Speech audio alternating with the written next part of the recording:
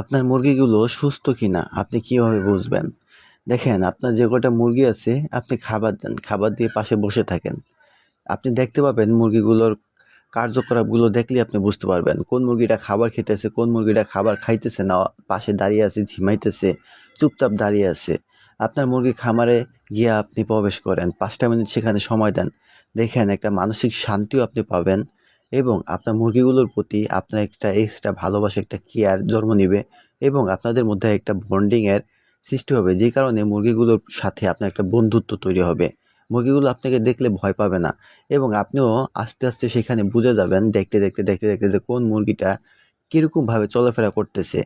তার থেকে যদি কমভাবে চলাফেরা করে আস্তে, আস্তে ধীরে বা খাবার খেতে চাইতেছে না ঝিমাইতেছে, তাহলে কিন্তু আপনি বুঝতে পারবেন আস্তে, আস্তে যে আপনার মুরগিগুলো কোনটা সুস্থ আছে, কোনটা অসুস্থ আছে।